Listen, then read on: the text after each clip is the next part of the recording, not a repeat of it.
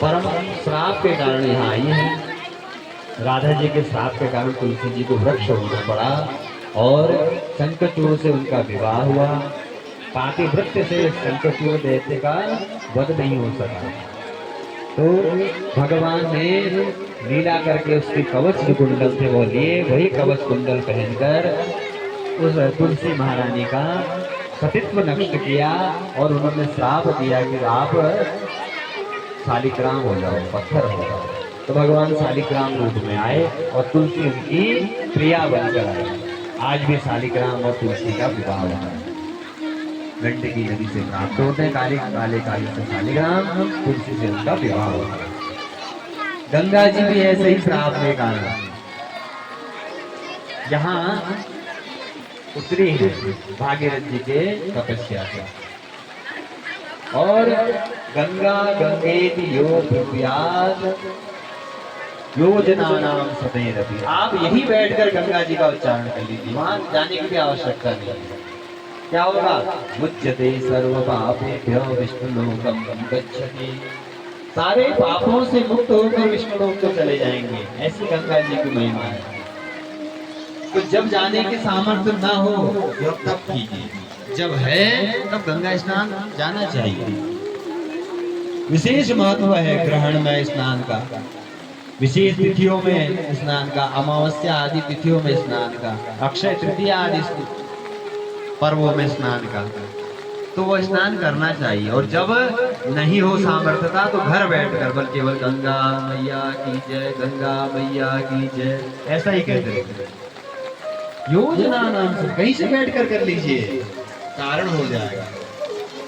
और एक बूंद भी पड़ गई जिह्वा में मृत्यु के समय तो परम कल्याण हो जाएगा। गंगा जी का प्राकट्य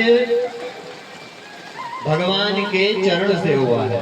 जब ब्रह्मांड कटाह में छिद्र किया भगवान ने बलि का, जब मान मर्दन कर रहे थे तो एक चिन्मयी धारा निकली भगवान के। इसलिए आप जब चरणामृत पीते हैं तो कहते हैं विष्णु पादोदकम पीत्वा पुनर्जन्म न विद्यते। भगवान के चरणों से निकली हुई है।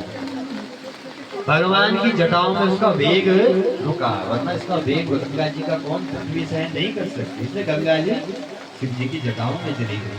ब्रह्मा जी के कमंडल से होते हुए स्वर्ग आदि लोगों से तब पृथ्वी पर आकर भगीरथ के पुत्रों का, सगर के पुत्रों का उद्धार किया। ऐसी गंगा है। तो गंगा मैया की जय हो। तो ऐसे हमारे अनेक कथाओं का स्वरूप है। कलियुग से कलुषित प्राणी को करने के लिए बताया है। देखिए कथाएं तो अनंत है, हरि अनंत हरि कथा अनंता। आप पर जीवन पर्यंत तो सुनते रहेंगे तब भी हसित गिरि समं स्यात् कज्जलं सिंधु पात्रे सुरतरवर शाखा लेखनी पत्रमूर्मि लिखति यति गृहीत्वा शारदा सर्वकालं तदपि तव गुणानामीश पारं नयाति।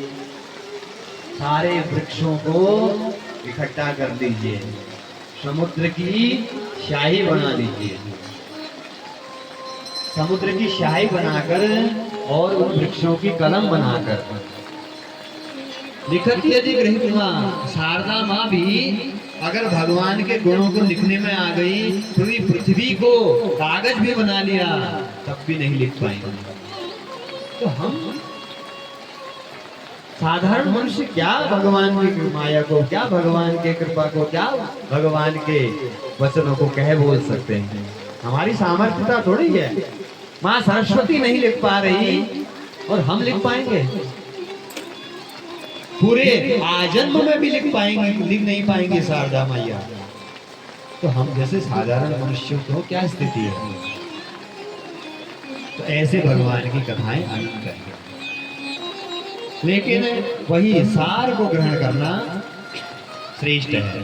जैसे आप सूप से फटक कर ग्रहण कर लेते हैं अंदर की ओर और बाहर की ओर कूड़ा फेंक देते हैं, और ऐसे ही तत्व को आप ग्रहण कर लीजिएगा। और एक दूसरे का कूड़ा एक दूसरे के पास नहीं फेंकेगा। आप अगर आपके घर में बहुत सारा कूड़ा हुआ, आप जाकर पड़ोसी के घर फेंक आए तो आपसे लड़ेगा ही। हम भी ऐसा ही कूड़ा रोज फेंक रहे हैं। किसी से किसी का द्वेष भी हो गया तो उसको ऐसा नहीं कि हम जाकर कहीं, देखिए जो हमारे प्रति राग द्वेष रखता हो वो बहुत अच्छा है। मैंने पहले भी बताया आपके पापों को नष्ट कर रहा है, उसको कहने दीजिए। आपको 4 गाली देता हो, जय हो महाराज, हाथ जोड़ दीजिए, आपने बहुत अच्छा किया। और जो आपकी ज्यादा तारीफ कर दे तो उधर से चले जाइए, फिर वो आपका पुण्य भी तो खा रहा है। लेकिन हम चाहते हैं कि हमारी खूब प्रशंसा लोग करें, हम उसको प्रसन्न रहते हैं उससे। अरे आओ और बैठा दें उसको, आओ बैठो। 4 लोगों के सामने, हाँ क्या कह रहे थे, वो 4 लोगों के सामने और बोलता है, हमारे पुण्य और नष्ट हो जाएगा। और पाप कर्मों को कहते हैं तो गुस्सा आ जाता है। तो आप गाली देता है दीजिए, दिन तक करिए, रात ये रखिए उनको, उससे आपका कल्याण ही हो जाएगा। तो भगवान ने भी तो गालियां सुनी, तो 100 गालियां सुनी बताइए। भगवान कृष्ण आकर 100 गालियां सुन लेते, तो एक सुनी तो हमें 4 और देनी आती है। अब देने वाले को भी पता नहीं कि मैं अपने सारे पुण्य नष्ट कर रहा हूं, क्या बोल रहा हूं उसको नहीं पता है। जब हम किसी के प्रति एक उंगली आगे करते हैं तो बाकी हमारे लिए तो है सब, तो पीछे को जो उंगली आ रही है वो किसके लिए है? वो उससे सोचता है कि मैं उससे कह रहा हूँ, ये नहीं सही होता, उंगलियां इशारा कर रही है, ये तेरे लिए ही है। तो कीचड़ में पत्थर मारेगा तो उठ के यहीं आ जाएगा। तो इसलिए पुराणों को सुनने का यही मतलब है, सार को ग्रहण कर लीजिए। जैसे हंस दुग्ध जल मिश्रित में से दुग्ध को ग्रहण कर लेता है, तो वैसे